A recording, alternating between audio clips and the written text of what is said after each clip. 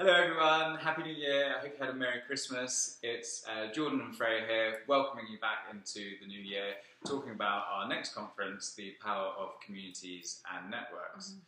We wanted to start off by talking a bit about what the community of Charityworks means to us from a number of different perspectives, but probably quite similar for each of us. So 4 years out of the programme, 3 years out of the programme, we both were on the programme and really benefited from being part of a peer network, going through a very similar sort of development experience. Now being part of the fellows community and also part of the team, we're wearing quite a few hats here. So we wanted to explore what the Charityworks community means to us before diving into a bit more detail about the conference on Friday. So yeah, if you can bear with us for a few minutes whilst we chat about those things. And then we look forward to seeing you next week. So, Charityworks, community in general. I think it's a good point actually that because we've both been in it and around the Charityworks programme in different capacities, that it does mean that we've got maybe a bit of a different view on Charityworks in a community. I think for me, when I was on the programme, I didn't immediately feel the kind of sense of sort of cohesion or collegiateness as strongly as some people, partly because I had lived in London before. But actually what I've realised, having been off the programme during the Fellows Network, is that my year is far more kind of collaborative and collegiate now than they were maybe on the programme.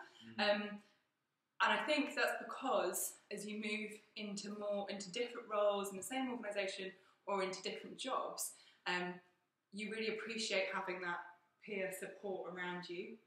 So we have a very active Facebook group where jobs are posted. I've made a few really close friends out of the Charityworks programme, and the sense of community for me is now becoming stronger as we see it emerge through training or through the fellows, but then also through approaching new clients that we're working with and new speakers that we come in.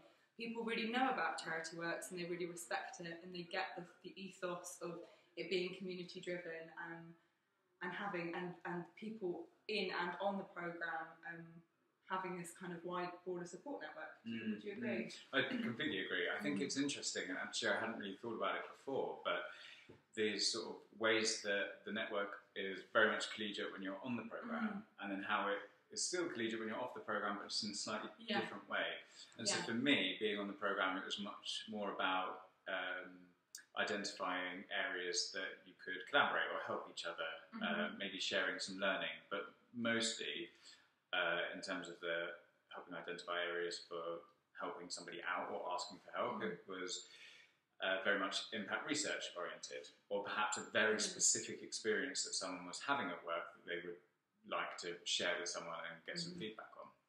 Whereas now the group has changed, and it's much easier to think about it in terms of the Facebook group, because the kinds of posts and stuff that you see and the conversations that you see happening on there are very much more about still helping each other out, less so about sharing learning and experiences, but sharing opportunities.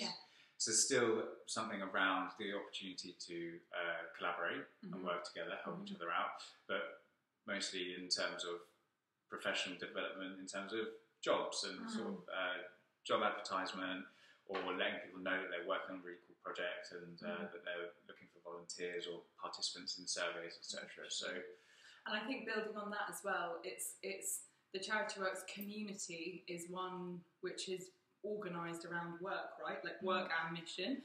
And so it's different to maybe communities that you had as part of university or as part of your home or something that's place-based, because that's often where community is kind of anchored within a place or an area or in a kind of role or purpose.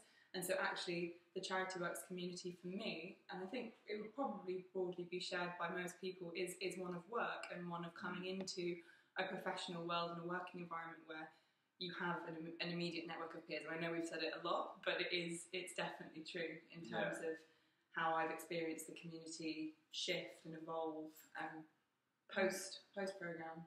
Definitely. So I think obviously community is kind of founded on some sort of common interest or shared trait, characteristic, personality types, etc.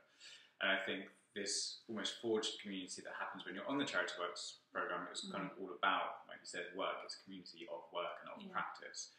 And it's funny to see how that community changes shape, molds quite differently depending on the context and lifespan or whatever of that community. And how mini communities form within that as well. So I can definitely see like a smaller community that lives within our larger community that is focused on certain interests. Like there is a few people that are really working on really interesting initiatives around the environment, and often have conversations on the Facebook group or quite publicly around the environment. There are other groups of people that meet up to practice Spanish in a pub and stuff. So like, depending on different interests, there are lots of smaller communities in this wider community as well, which I find quite interesting. And I think that's reflected in the cohort last year, where we had a group of trainees interested in gender equality and sexism in the third sector. And that was quite a strong campaign voice, or a community voice, throughout the programme.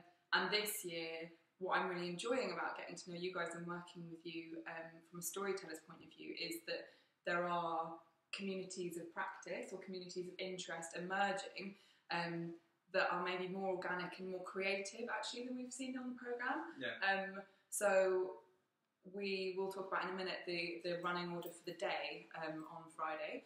But we're really pleased to invite some of the trainees to kind of take part in that and share a bit of what community means for them, but anchored around a specific hobby. So it's really cool. It's really cool. And do you have anything to add on? I don't think so. Just the only other thing I would say is maybe just to acknowledge that these communities are already forming within the CW18 cohort.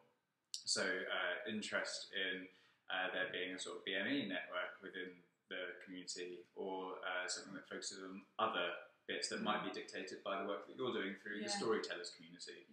So just kind of being aware, having an awareness of what is arising for people and what communities you could potentially join in.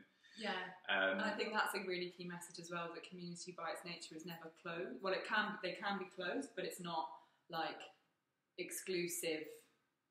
You can join it at a different point if you want to, right? Yeah, because communities quite often reshape, remold, depending on who is in them and what they're bringing to them as well. So, cool. Why don't we talk about the actual day, Friday? So, do you want to give us a quick sort of run through about kind of what we can expect? Yeah, of course. So, similar to the leadership conference, this year we're going to be really mindful about getting different perspectives in the room, which I think we've always done, but we're kind of being quite active about curating and creating different spaces for different perspectives. So for the conference on Friday, building on Shola's talk from the leadership conference about building kind of grassroots movements and mobilising grassroots action, we are thinking about co-production and how initiatives and ideas that can be co-produced either through a community directly without any third-party support, or with that direct interaction. So often charities, as I'm sure a lot of your placement organisations will have a kind of service user panel or do service user design, but within co-production itself, how that can be a challenge to existing power structures. I think power as a concept is a really interesting one right now. Specifically thinking about Civil Society Futures that has just been released a few months ago, and a lot of the discussion around there about challenging existing power structures and how power structures will shift with kind of emergent technologies and emergent organisational structures as well. So I think co-production could be a really interesting point on that. And we've got a couple of our choreo associates who have worn choreo hats until now, but now will be wearing Charityworks hats.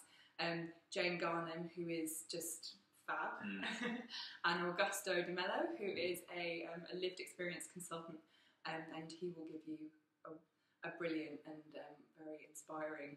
And I mean, I think we're quite tough critics. And every time I've seen him talk, it's been very moving. So you've got a treat for that. We are then hearing from the CEO of Scouts, who is where we are hosted on Friday. Matt Hyde. He'll be talking about voluntary communities and what does it mean to be a volunteer within the charity sector, and how his organisation cultivates and creates a community within the volunteer network. I think Ruth and Vicky touched upon the kind of role of boards and trustees as volunteers, and that's very much a kind of a less seen part of the volunteer network as they were discussing at the leadership conference. But Matt's going to be talking more about what we conventionally see as charity volunteers. Yeah. So that he'll give that perspective. We'll then hear from Babu, who is working at Poplar Harker, which lots of you have placed at, so that's cool.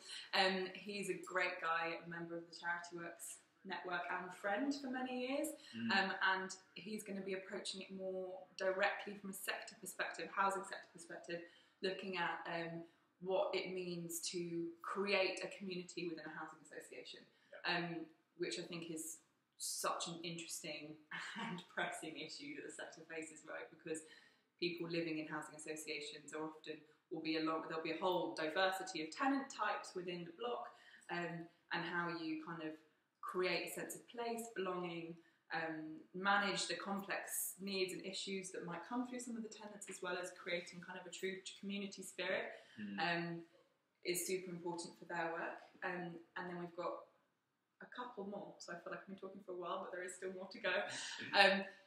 Neil McEnroy, who is from CLEASE, which is the Centre for Local Economy Studies or Science or something like that. We will check that out, but it's known as CLEASE. And he's going to be talking about alternative economies and what that means for the third sector. So we've all heard and read a lot about blockchain and the potential that that has, but that as a principle of challenging power structures, financial power structures, from a networked perspective, and giving actors a more democratic control over the transition of money and what that can, or goods, and what that can mean for the charity sector and charitable services. He's going to be speaking about that.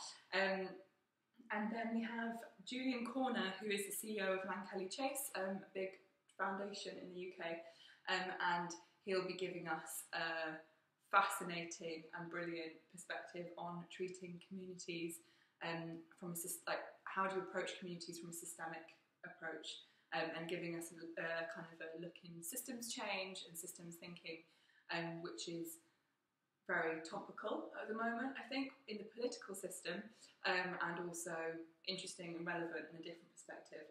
And then finally, we have Charityworks trainee on this year, a group of Charityworks trainees who will be thinking about how to create and communicate and capture community within the Charityworks network through spoken word, which we are really excited about. Super excited. Really excited about. And that's it. So I think in the email that you have got, that this video is in, there'll be more information about gender, but that's about it, I think, from us. Do you have anything? No, just that I'm super impressed you remembered all of that. Haven't even got it right now. Between all of that, we'll be, as we did last time, breaking out into some group exercises, group discussions. There'll be a nice warm-up to have a think about how the people in the room you are already connected, what sort of communities might lie that we can't see or we don't necessarily hear about until we talk about. So yeah, I think it'll be fun, interactive day, nice and fast-paced, lots of different, really engaging, such a good lineup. Yeah, I'm looking forward to it. It's yeah, gonna be good. Me too. Really looking forward to it, and we will definitely create some more structured storytelling time as well, because I know at the leadership conference that was a bit lost, which was totally my bad. So yeah, it'll be good. Lovely. That's all from us. Look forward to seeing you on Friday. Thanks everyone. Bye. Bye.